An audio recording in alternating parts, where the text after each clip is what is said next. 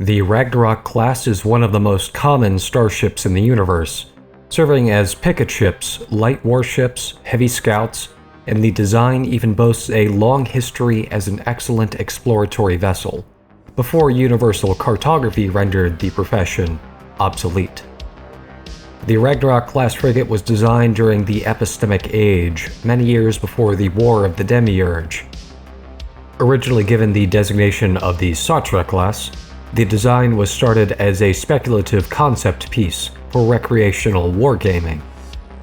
At the time, no significant conflict had been fought for millennia, and as such there was very little understanding of practical combat for the designers to go on, meaning aesthetics took priority over function.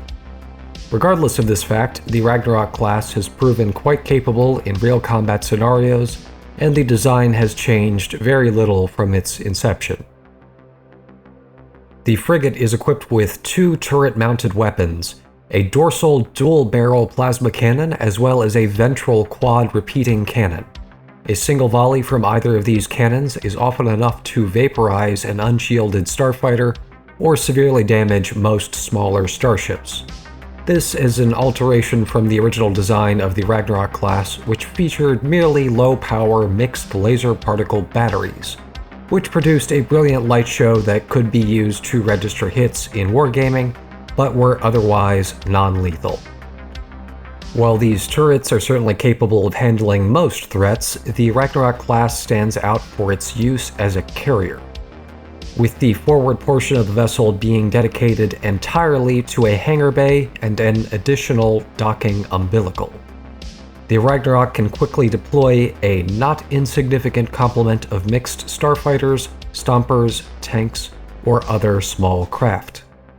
The ventral hangar, in its default configuration, is more than capable of carrying a pair of stomper units into battle. This can be easily modified to instead carry a number of fighter craft or even tanks.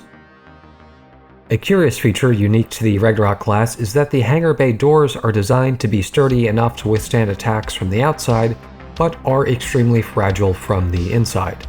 This was very much done intentionally to allow the units held within the hangar to detach and smash through the potentially jammed or otherwise inaccessible doors.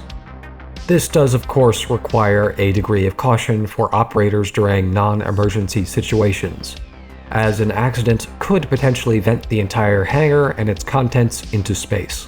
Thankfully, any personnel who endure this will have quite an interesting and unique demise, as their bodies boil and dissolve in the vacuum of space.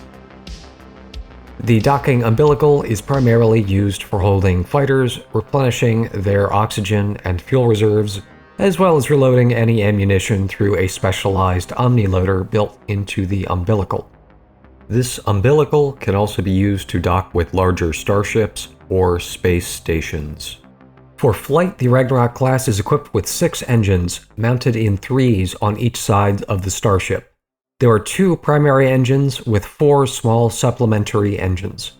Massive actuators allow the engines to quickly rotate in flight, giving the Ragnarok a significant advantage in maneuverability, as well as allowing it to hover in planetary gravity wells. In atmosphere, the engines are powerful enough to accelerate the vessel to 900 km per hour, depending on the condition of the shield generators.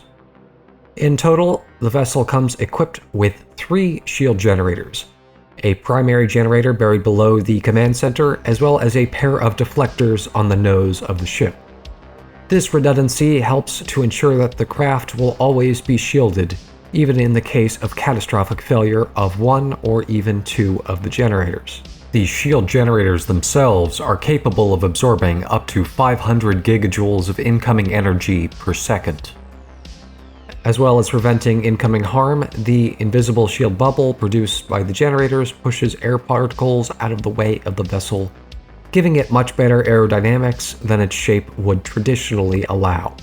This shield system protects the craft during atmospheric re-entry as well. The power draw this requires is relatively intense, and the frigate is much more vulnerable to incoming damage during and briefly after re-entry.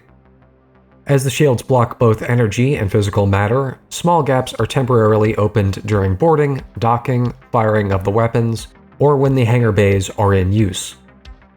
Passing through this shield at any time it is active is considered inadvisable. For crew, the Ragnarok-Class carries a pilot, a navigator, 2 gunners, and a communications officer. The command center, which houses the pilot, navigator, and communications officer, is located deep in the ship's hull, making it effectively impossible to destroy without also destroying the entire vessel. The gunners are each situated just under the ventral turret and just above the ventral turret. Crew quarters are moderately spacious, with enough room to comfortably fit an additional 2 passengers. In an emergency, the vessel can tenuously fit up to 20 additional passengers, with the strained life support system capable of keeping them breathing for several days without replenishment. Due to the unusual configuration of the hangar bay, it is not advisable for passengers to be stored in that area of the ship. Under extraordinary circumstances, the vessel requires only a single operator to function at minimal capacity. Overall, the Ragnarok-Class is used by all factions within the universe, but is most popular with exuberants and stoicists. It is most uncommonly seen in use by the hedonists, but is certainly not at all rare in their ranks.